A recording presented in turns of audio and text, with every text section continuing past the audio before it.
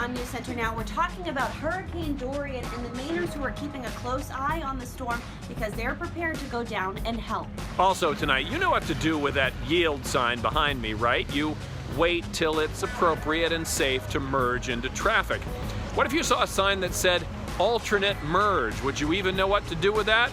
It's confusing a lot of people in Wells. We'll tell you about it tonight. This is News Center Now.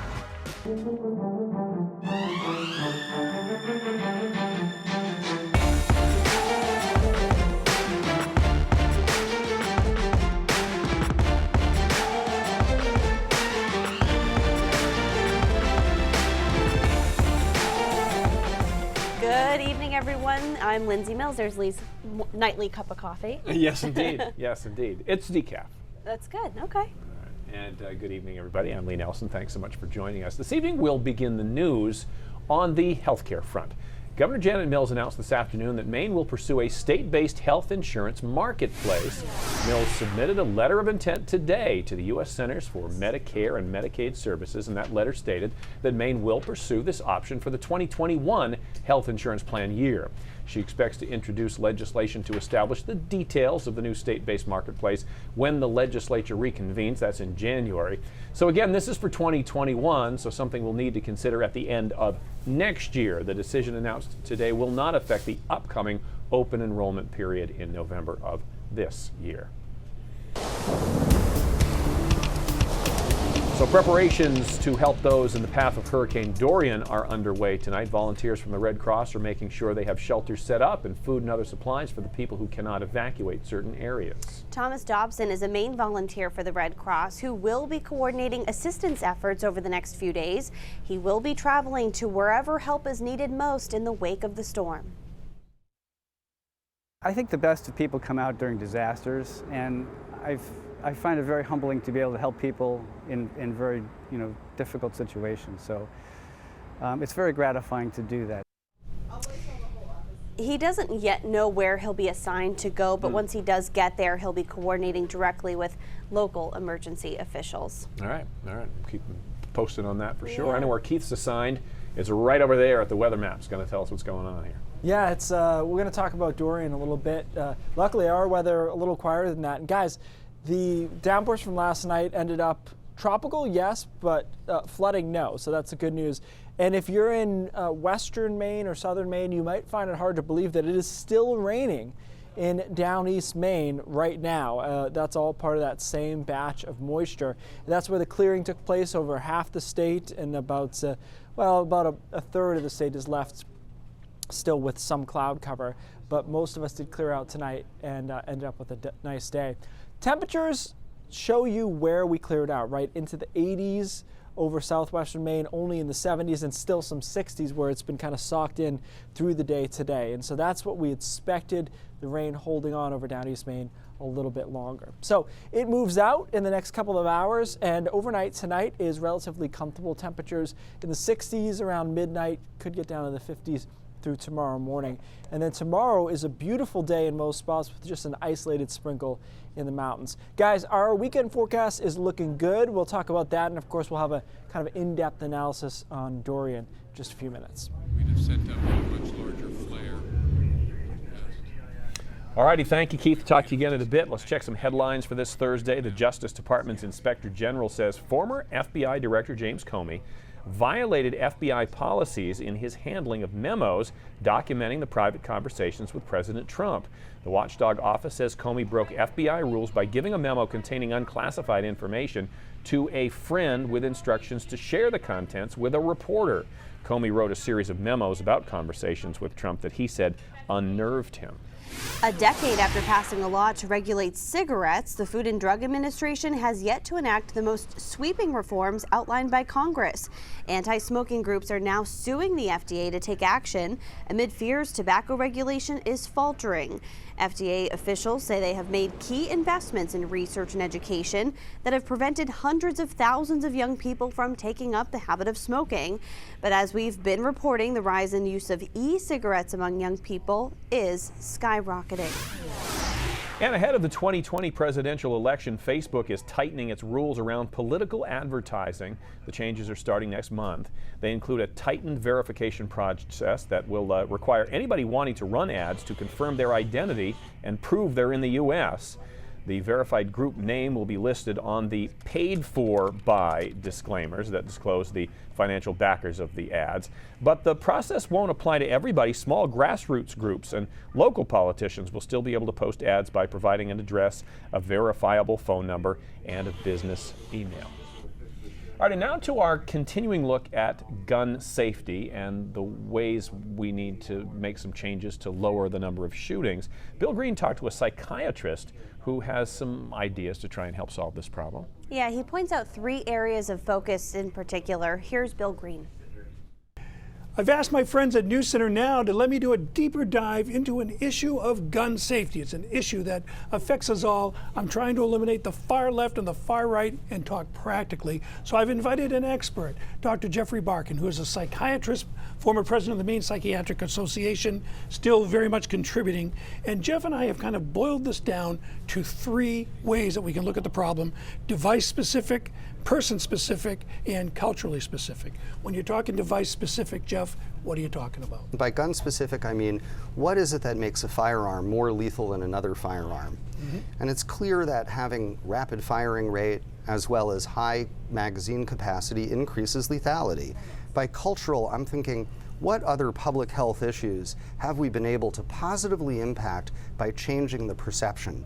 And one that comes to mind that I feel wonderful about in Maine is high school sports-related concussions, right? It used to be that if you played sports and your buddy got hit in the head, you wouldn't tell coach. But now the culture is, no. Hey, buddy, you got hurt, I'm telling coach. And we have protocols to establish when it's safe for a player to actually return to the game. You had an interesting idea on background checks, that change to the way we do background checks, because background checks, people pass them and then go out and commit mass murders. What's your idea for changing background checks, Jeff? I think that a background check should include a mental health screening, but the mental health screening, as I just said, is not adequate. What if you included a reference or 2 from somebody that knew you? When I evaluate somebody for a memory loss disorder, when I'm evaluating an older person and I ask about their memory, they're gonna say, my memory is fine. But when I pull a family member, a spouse, a child in, they're gonna tell me about their mom, they're gonna tell me about their dad or their spouse. My hunting buddies think that suicides shouldn't be counted in gun violence statistics. Your thoughts on that? Well, it's perfectly good to separate statistics out, but the most recent statistics for the Centers of Disease Control show that homicides have increased more now than in 50 years. I would also suggest that part of affecting the cultural change is to get all of the learned people at the table, because everybody has good ideas.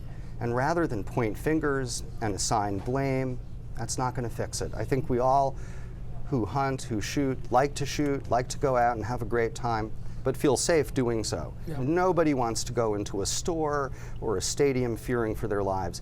And I know, having dealt with many, many other public health issues, that where there's a will, there's a way, and we can all work together to decrease this awful number of shootings. Thank you, Dr. Jeffrey Barkan. Now, I'd like to hear from you. If you have thoughts, we're trying to do an intelligent look at gun safety, where we can go as a community and as a culture, as a society, as individuals.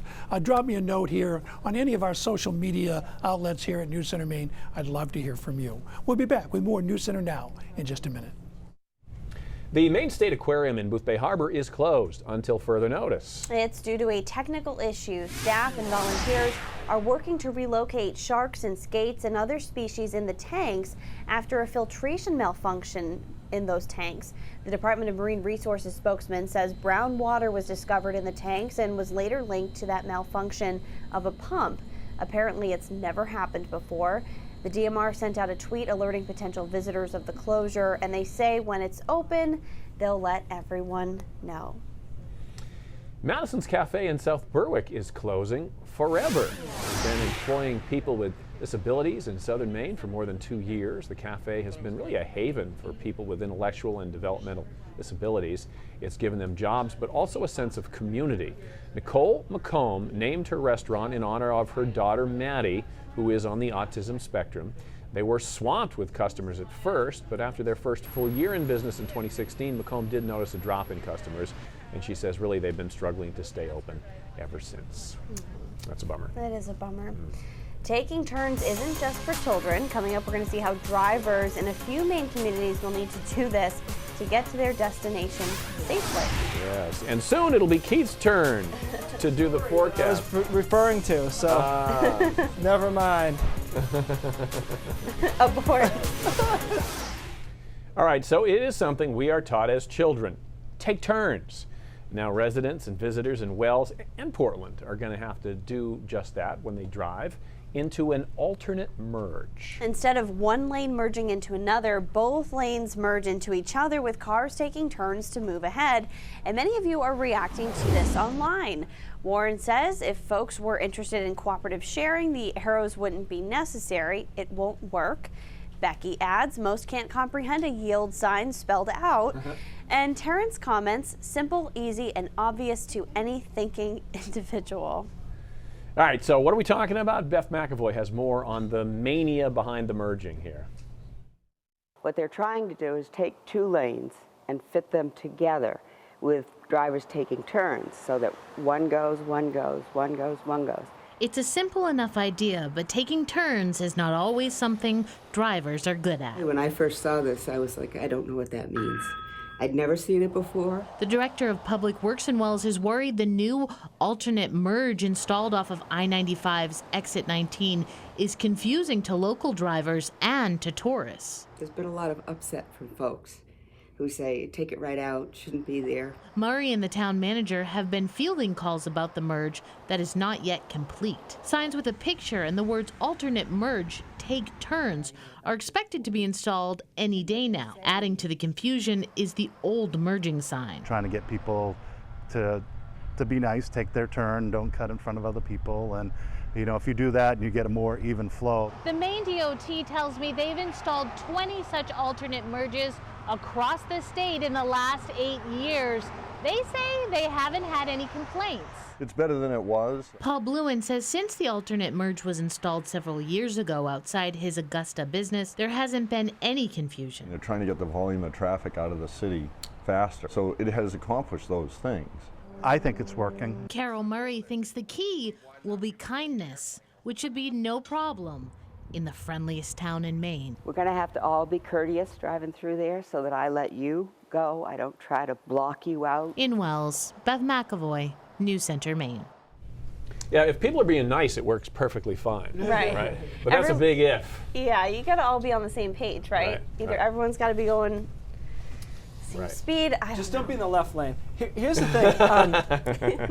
One of the few pet peeves I have driving, because I try to be really zen about it, being from Boston and living in Atlanta, you just got to let it go. However, if you let one person go, say you're packed up in traffic, you let one person go, they're taking a ride or something, and then 2 or 3 piggyback, that annoys me. Now it's like no good deed goes unpunished. Right. You know? Right. Unless you do the, but then everyone behind you hates you. Right. Exactly. You know? So that's like one of the few things I'm like, all right, you one person, that's it. Right. You should have a sign that just says, I'm going to let one person go. Right. Don't you think cars should be able to communicate? Because all you can do is honk. You know, there should be a my bad sign. Yes. There should be a like, okay, one. Yeah, exactly. I think there was a car like that in The Simpsons. All right, believe it or not, it's still raining in parts of down East Maine. It's hard to believe if you live in western, central, southern Maine. It's been nice really since mid-morning on, but still some rain coming down over down east. Rain totals luckily were not too huge, although I will tell you, after showing this graphic before, I got a few people who said they have personal weather stations that they got 2.5 inches of rain at. So, you know, this is just the official stations and what they came in at. And it ended up not being enough to cause flooding, which is obviously a positive, but it certainly was pouring last night. Things start to clear out statewide overnight tonight. Temperatures in the 60s and eventually 50s by early tomorrow morning. Tomorrow looks good. A lot of 80s around.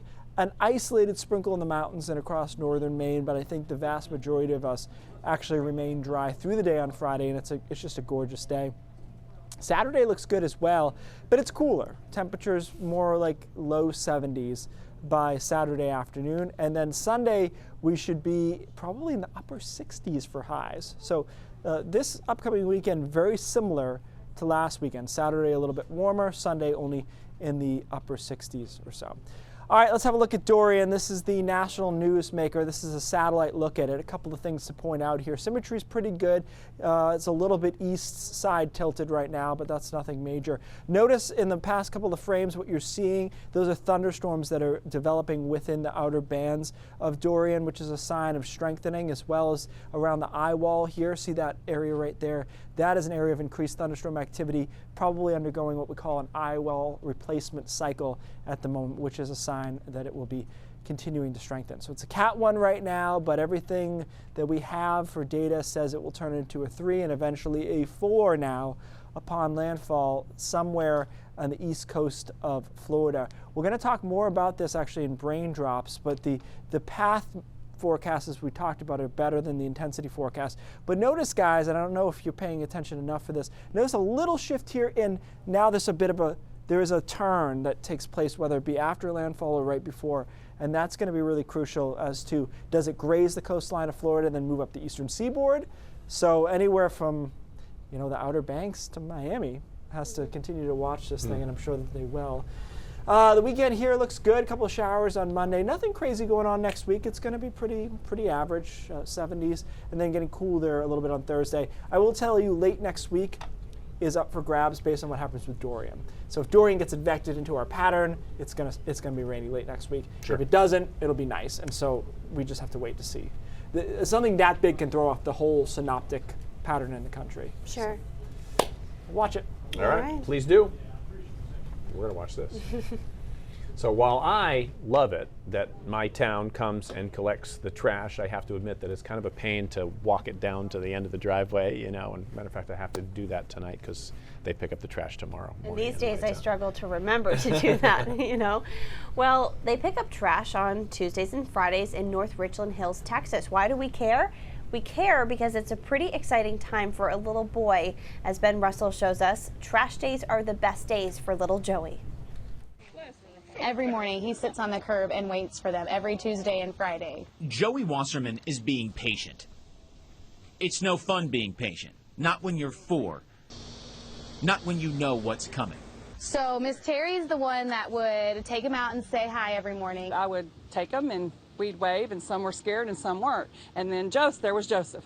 And Joseph took it to a whole new level. As in he has his own uniform level.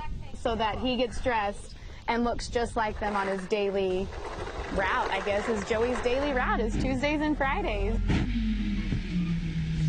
And here they come, the regular Republic Services crew who collects trash along Little Joey Street in North Richland Hills. That's Damien on the right. His buddy back there with him is Keanu, and twice a week they turn onto this particular street to toss trash. Start waving! And lift a little boy's spirits. Damien is almost always the first one off to say hi. How y'all doing today? People take things for granted all the time, and when you're bringing up small children and you're raising small children, you want to teach them that you don't take things for granted, and there are things in everyday life that make our lives better, and these guys definitely did that for him. Time for the road. Yeah. There you go, big dog. Thank you. Who's your best buddies? I hope people see the innocent love that he has for these men. Like, he just loves them. What can he say? Thank you. And they love him right back. It's awesome. He has the uniform and the gloves too. Yes. Really good. So sweet. Very exciting time for him. And it happens couple times a week. I know. So that's great. Tuesdays and Fridays. YouTube is launching a kids-only website aimed at shielding youngsters from potentially disturbing videos. YouTube Kids comes on the heels of the company's YouTube Kids app. The new site is going live later on this week. It will have 3 separate settings for age, groups, preschool ages 5 to 7 and ages 8 to 12. The move comes after criticism that YouTube has allowed inappropriate, misleading, and sometimes violent videos on its service. YouTube's parent company Google also says the original YouTube site is getting new filters which allow parents to manually control the videos their children are able to see. All right, with that, let's say hello to Cindy, see what's coming up in the next half hour. Hello! Do you guys know the fines for passing a school bus that has its lights on? $250. You are correct. There you What go. about for the second violation? They throw you right in jail. You lose your license, right? You'll lose your license. They Yeah. are serious about this, and unfortunately school bus drivers say this happens all the time. I can't imagine being witness to the terrifying instances that we show you all the time of kids almost getting hit. It's awful. So we're going to look at the rules and the fines all coming up at 5:30. We're also going to meet a little boy who is out selling ice cream for a very good cause. It's to support the Travis Mills Foundation for Wounded Soldiers. We'll explain what his tie is to that and why he loves it so much. It's all ahead at 5:30. Back to you. We know he's very busy before he heads back to school. I know, he's Sweetie. got a lot going on. We'll see you guys at 5:30. We're back with Braindrops after this.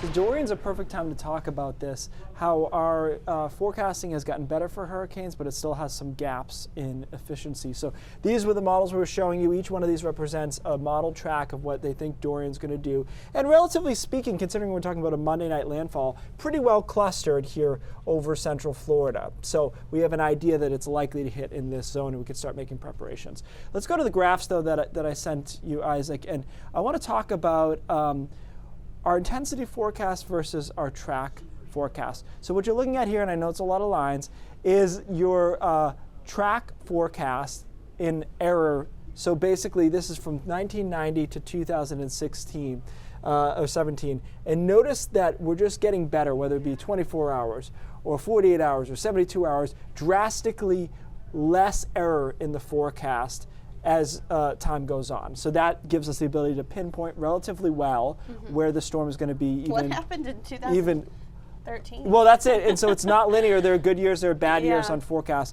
But let's switch now to the intensity forecast. You're going to notice that our improvement is not nearly as drastic, right? So notice how these lines are just flatter. So yes, we're getting a little bit better at intensity forecast, but not nearly as good as we are at track forecast. And that has to do basically with the fact that it's hard to sample good data out over the ocean. And so we fly Hurricane Hunter planes out there, we get the best data we can, but there's not enough data in the storm to tell us exactly what its strength is going to be. So this is all full circle. Dorian, I think, is very likely to hit Florida, but is it going to be a 4, a 3, a 2, a 5? That's the harder part, and obviously it's very impactful. Gotcha. So we'll keep an eye on it. All right, very interesting. Thanks, Keith. News Center Maine at 5:30 starts right now.